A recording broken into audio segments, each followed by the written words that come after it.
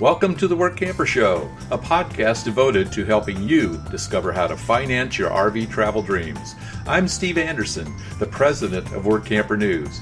Each one of our episodes will either introduce you to people who are already living the RV lifestyle or to opportunities to work short-term jobs.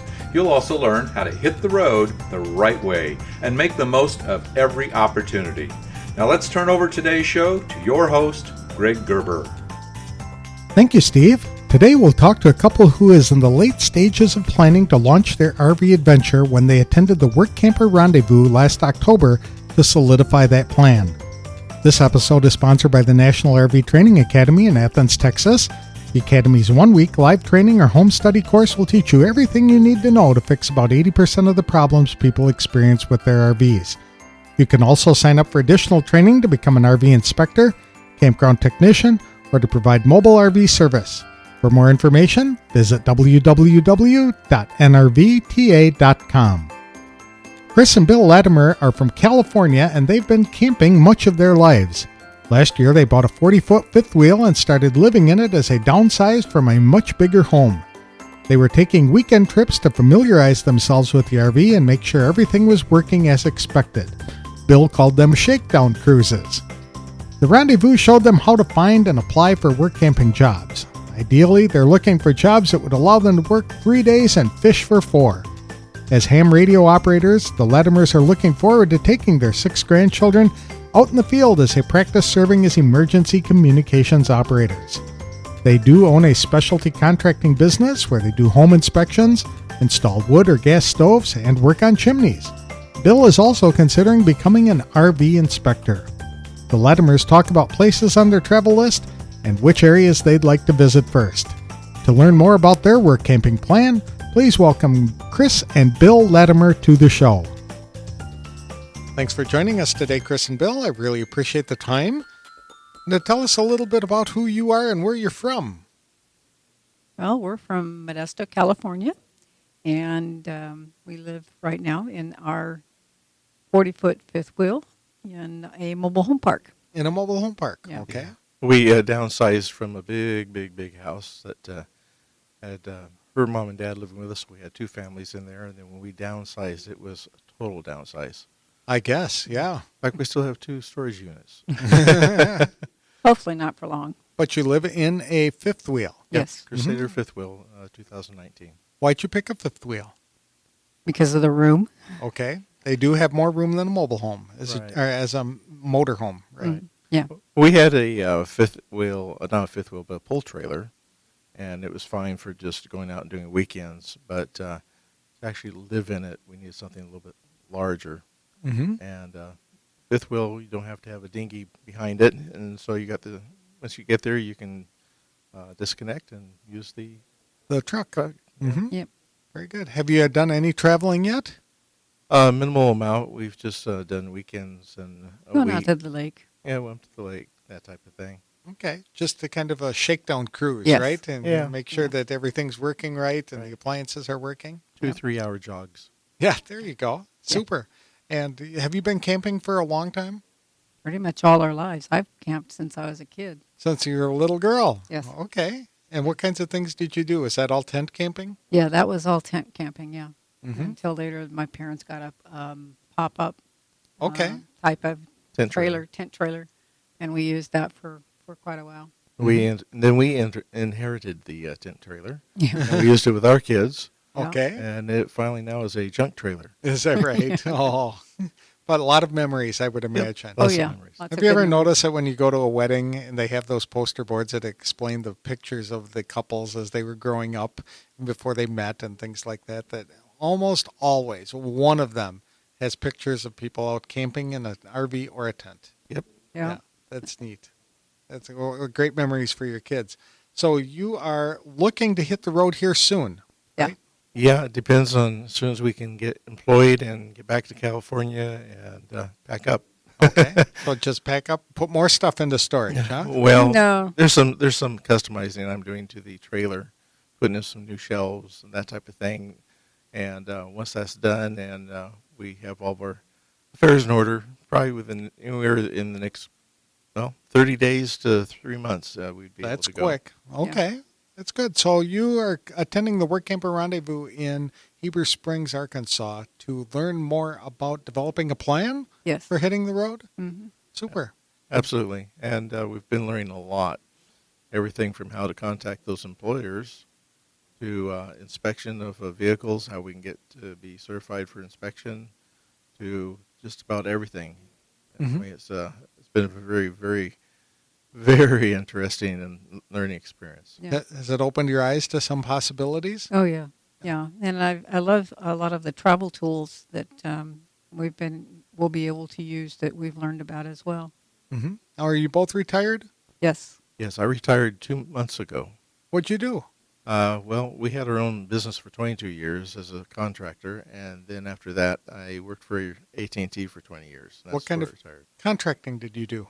A specialty contractor. We installed wood stoves, pellet stoves, gas stoves, and did home inspections and worked on chimneys. Okay. Yeah, So we did that for 20 years. both of you together? It was Yep. your Yeah. business? Yeah. Yep, Okay. side by side. Yeah, Super. and then we got regular jobs. Mm-hmm. And what'd you find out after you made that transition? Well, both of us rather been, I think, had our business back. But, I've talked to a lot of people who have been working for others and then ventured out on their own, and they say they are permanently unemployable yes. because they love to be setting their own schedule when they're working, where Absolutely. they're working, and with whom they're working. Yep, that's Absolutely. absolutely true. Yeah, super. Yeah. What's attracting to you about the work camping lifestyle? Oh, it gives us the chance to go to different places in the country. I love to travel, love to see new things, and I love when we go out and go camping. We're always making friends with new people, that we're camped next to or, are in the campground. So it's always a lot of fun to get to know different people in the different areas they're from. For me, that's what I enjoy. a Mhm. lot. Right. I look at it also from a financial point of view. If you're doing work camping and you're putting some time out where they're giving you a free hookup and pad, that means your retirement can go a lot further. Right, Mhm. Yep. absolutely. Yeah, that's for him. Well, for both of us, that's a huge thing. Is just to make that money go as far as we can. Mm-hmm. Yeah. So you technically don't have to wait until you're retired to start work camping, but it helps to have that extra pension income or whatever it might be. Yeah. But you can make Yeah. it last a whole lot longer That's right. and fund your travel dreams. Right. I Yep. mean, the work camping jobs, many of them provide you a place to stay, and some of them even pay you so you got your gas money and your food money and all that. Right. Yeah. Yeah. So you can't beat it. Be able to. Well, we like to fish. So Yeah. if you can That's- work 2-3 days a week and fish 3 or 4 days a week, that's cool too. That's my whole goal. I've fished since I was 5 years old, and that's Is really that right? Oh yeah, Oh, that's I fun. love to fish. Yeah. Okay. She always outfishes me. Really? Yeah. That is so funny. I could pick the fish out of the river and put it on the hook, and I'd look over there, and she'd have a bigger one. That's neat. Now, I understand you have some grandchildren that have gone with you on some camping adventures. Yeah. Right. We have 2 girls, and then we have 6 grandkids. 6 boys? No, Oh, actually, 6. no. Oh, 2 daughters and 2 6 daughters. Two grandkids. daughters. Okay, got it. 6 grandkids. Yeah. We've gone out. We also happen to be ham radio operators, and so every year there is Field day. field day, and so we've taken the grandkids one at a time up with us to the field day, so that they can learn about it as well. Actually, what happens on field day is ham operators are actually emergency operators. Mm-hmm. So what you're doing is you're pretending there's been a disaster, and we go up in the hills to about the 8,000-foot mark. There's no electricity, there's no water, there's no nothing, and we use arrows to shoot the antennas up into the trees and set up with the emergency systems. And this is done all over the United States. And then you see how many people you can contact and how far. Wow. So we're up in the gold country of California when we do that. And so far we've been contacting Canada, Hawaii. We had France once. We have Boston. And so it allows us to be prepared for emergencies. So we take them with that. Because it's also camping up way up in the redwoods. And it's all with the dry kids. camping. You don't hear a lot of people talking about ham radio operating before. When I was a kid, Yeah, every community had a couple, but very few people are actually doing that. Would you plan on doing that when you're RVing? Oh, yeah. Yes, absolutely. In fact, we have ours with us now, even in the truck. Does it require a lot of power to operate something like that? Depends upon the unit. Right. But, we have handhelds right now. We're getting a bigger one, desktop one that we're going to have inside the trailer, and the antenna that we need for that so that we can have a farther range than what we have now with the units we have. And as long as there is not any emergency, there's a whole bunch of repeaters that go up through the middle of the United States and up the coast. So we have a little 8-watt unit that we can actually talk from California to Texas. Okay. Okay. Well, that would not be direct. And if there was a true emergency and the power goes out, then you need your full wattage. But that's kind of an interesting one. And another reason why people haven't heard of it is because a lot of the hospitals and your sheriff and police departments, fire departments, and their companion units, they all have the ham radios, and they need people to operate them during emergencies. Okay. So most of your local counties do have an emergency ham crew that meets every month and does training and that type of thing. Well, we've already talked on this podcast with a family that likes to follow disasters. Oh, goodness. They're experienced in building, and so if there's a flood or a tornado or an earthquake or hurricane, they pack up their family and they move there to help them rebuild. They are cleaning up and then rebuilding process. Same thing I would imagine would apply to ham operating because they're losing electricity and communication is sparse and people need to talk to family members, etc. You could provide a very valuable service doing that. Right. And usually your local clubs actually have an emergency group that works in that county, and then the county certifies them. Yeah. But you can, if you're certified in this county, you could jump to a different county. Okay. And that's one of the things I'm trying to do with our fifth wheel is set it up so eventually it'll have solar, it'll have my ham radio, and of course you have your water container. So if there is an emergency, you can be an island, so you'll be able to help other people. You won't have to worry about helping yourself at that point. Very good. So when you are out work camping, are you going to be looking for specific jobs? Or anything you can find? Anything we can find to the point. I don't want to work in a store, but I do have experience doing electrical, painting, construction. Chris has office experience. Yeah, I've been a bookkeeper for 20 years. So. Okay. Right. So we can fit in, pretty easy a lot of different places. Just about anywhere. Yeah. Mm-hmm. So have you talked to any employers yet? No, we kind of waited till we came here because the information that we've received is actually very it's just so valuable. Yeah. And so much of Very it, valuable. we're trying to process it all because we felt that would give us a little leg up and we wouldn't look so clumsy as we did when we did talk to different employers. Pretty amazing how much stuff they can cram into 3 full days of sessions at Workamper Rendezvous, isn't it? I don't think we've slept for 3 days. Same. And you meet some pretty interesting people who have already been through this or down this road, and you get to hear from their experiences and their mistakes and things like that. Mm-hmm. And some people come back every year because there's so much to learn. You can't. I mean, right now there are probably 4 different training sessions going on. They last about an hour and 15 minutes, and they go on all day. So there's no way that you could attend them all. Oh. No. Mm-hmm. So coming back would be cool.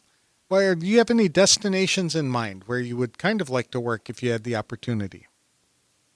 I think if someone offered us something in Prescott, Yeah. Prescott, Arizona? We like Prescott, Arizona. And then we like the area above Austin to Dallas, that whole belt all the way across because there's a lot of streams, a lot of fishing. Okay. And Yeah. The not hill much country. humidity. Yeah, we like the hill country. Yeah. Okay. Very good. Those 2 areas would be really... I'm based out of Phoenix, and so I know Prescott very well. And Mm. that's a Yeah. nice area to be in. Yeah. Yeah. Super. That was one of our stops on the way out. Okay. Very good. And so you don't have any real plans yet. You're still sort of waiting for a job opportunity, but you're checking out job opportunities rather than determining your destination. So if a job opportunity sounds good, you'll jump at it. Yeah, Yes. we're not gonna be too picky. Okay. So if you're not saying If it no, fits. we really this year or this summer we're going to be working in the Pacific Northwest and start looking for jobs just in that area. At this point, you're just open to anything. Right. Mm-hmm. Okay. Very good. One of the jobs you are considering, I understand, Bill, is you're thinking of becoming an RV inspector? Yeah. One of the things that we've learned here is they do have a complete training facility in Texas, and they've actually certified inspectors. In a different job, when I had my own business, I did certifications in the houses and chimneys and that type of thing. He was a licensed I contractor. was licensed. So Right. this will fit right in, and it's something I'm interested in, something the industry needs a lot, and I think it would be something I could do on a part-time basis, just give us some extra cash. And it's portable. Yep, So you can follow the snowbirds if you want to. absolutely. Yeah, that's very, very good. So would you give any advice to people who are considering the RV lifestyle or work camping lifestyle? Yeah, do it. Do it. Yeah, so many times we think about, gee, that'd be nice. Well, when this happens, we'll do that. When that happens, we'll do this. And then all of a sudden, you're like us, 65 years old, and said, gee, I wish I'd done it 5 years ago. Mm-hmm. And so, it's out there. I would say get some training. Go to something like this so you can learn about your RV. Go to some of the, if you go to the local campgrounds or RV parks, you can talk to a friend or a neighbor that you meet there, and they'll tell you more about how to take care of your rig, and learn how to take care of your rig, and just go out and enjoy it. Very good. Yeah, life is short. Don't waste your time. Enjoy it. Find something that you enjoy, and if you like traveling, this is a great way to do it. I'd agree with you very much. Well, thank you guys for taking time to talk to us today. Appreciate it. No problem. No problem. Thanks.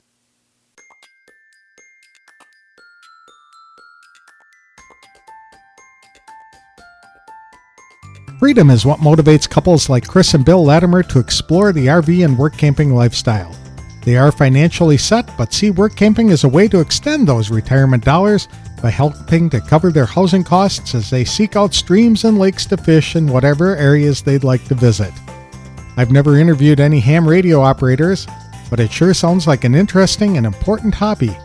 Communication is essential in any emergency, and by installing solar power on their RV, they can become a self-sufficient island, assisting local officials in coordinating official emergency response to some sort of problem. I have talked to several people like the Latimers who are also looking forward to enjoying a road trip adventure with their grandchildren. But all that takes a plan, and that's what the Workamper Rendezvous helped them finalize by filling in the missing gaps of information they need to know to do it the right way, like how to find and apply for work camping jobs. The 10th annual Workamper Rendezvous is scheduled for October 19th to 23rd in Heber Springs, Arkansas. Registration will open soon, but be sure to save those dates, which are, again, October 19th to 23rd in Heber Springs. I'd like to thank the Latimers for sharing their story with us today, and I wish them the best of luck as they pursue their dream. I hope they catch a ton of fish when they're not working. Workamper News, a magazine and online publication that connects RVers to full and part-time jobs around the country, can help you realize your dream of living and working on the road as well. Whether it's running a business from your RV or working short-term jobs for a variety of employers, Workamper News can give you the information you need to help plan a course to live your own dream and get you on the road faster than you thought possible. For more information about opportunities to live, work, and play in your RV, visit www.workampernews.com. This episode is sponsored by the National RV Training Academy in Athens, Texas. The Academy's one-week live training or home study course will teach you everything you need to know to fix about 80% of the problems people experience with their RVs. You can also sign up for additional training to become an RV inspector, campground technician, or to provide mobile RV service. For more information, visit www.nrvta.com. That's all we have for today's show. Next time, I'll be talking to an employer who's seeking people to work at some national parks.